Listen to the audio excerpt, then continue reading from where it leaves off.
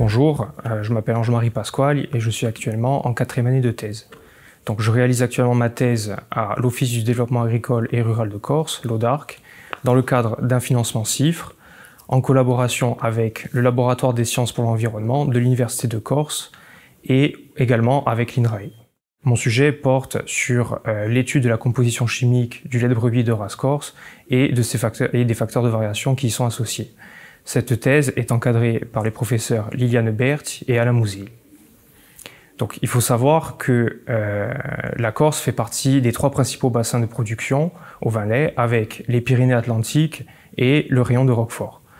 Donc, sa production est essentiellement à destination de la transformation fromagère, avec une partie qui est valorisée en transformation fermière et l'autre partie qui est vendue aux laiteries industrielles. La production corse s'appuie sur une race locale, AP Gouragos, qui est officiellement reconnue depuis 1987, et son schéma de sélection, qui a débuté à la fin des années 80, a permis un accroissement significatif de la production de lait. Cependant, encore actuellement, nous avons peu de connaissances sur la composition chimique du lait de brebis de race corse. À travers cette thèse, il s'agira dans un premier temps d'améliorer nos connaissances sur la composition chimique du lait de brebis corse, à travers le dosage de ses principaux constituants, qui sont les taux de matières grasses et de matières protéiques, l'urée, le lactose, les cellules somatiques, ou encore de déterminer le profil en acides gras du lait. Par la suite, il s'agira de mettre en relation cette composition du lait avec les facteurs de variation, qui sont nombreux.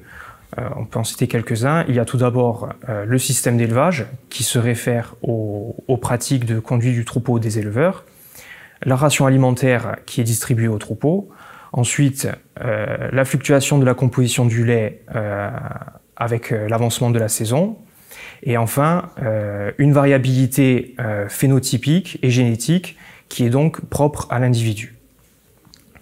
Et les objectifs à plus ou moins long terme, ce sera une optimisation de la qualité du lait à travers ses composantes nutritionnelles, organoleptiques, ou encore technologiques en lien avec la transformation fromagère.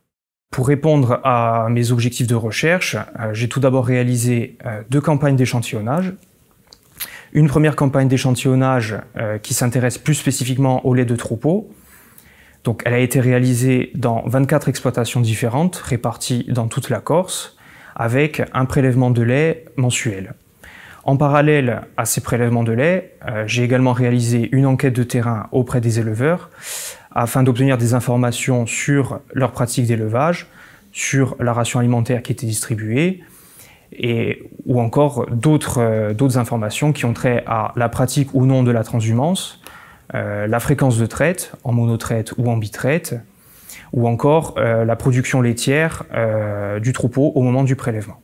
Ensuite, une deuxième campagne d'échantillonnage a été réalisée l'année suivante, qui, elle, s'intéressait plus spécifiquement à la variabilité phénotypique, c'est-à-dire à la variabilité qui relève de l'individu.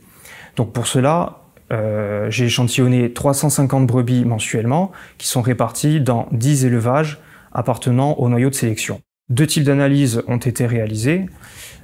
Concernant les laits de troupeau, des méthodes d'analyse classiques ont été utilisées, avec par exemple pour la composition en acides gras, l'utilisation de la chromatographie en phase gazeuse, ou pour le taux de matière grasse, la méthode acido-butyrométrique. Ensuite, en ce qui concerne les laits d'individus, étant donné leur plus grand nombre, j'ai prélevé près de 2000 échantillons de lait sur cette campagne d'analyse. La méthode analytique choisie a été la spectrométrie dans le moyen infrarouge, qui est une analyse rapide et peu coûteuse. Elle a été réalisée par un laboratoire externe. Donc l'objectif de cette thèse est de réaliser un état des lieux sur ce qu'est la composition fine du lait de brebis corse et quels sont les facteurs de variation qui influencent cette composition. Mais par la suite, il s'agira de cibler des facteurs spécifiques qui permettent une modification de la composition du lait et de les tester en conditions expérimentales. Je pense notamment à la ration alimentaire qui constitue un levier d'action rapide qui peut permettre de modifier la qualité du lait.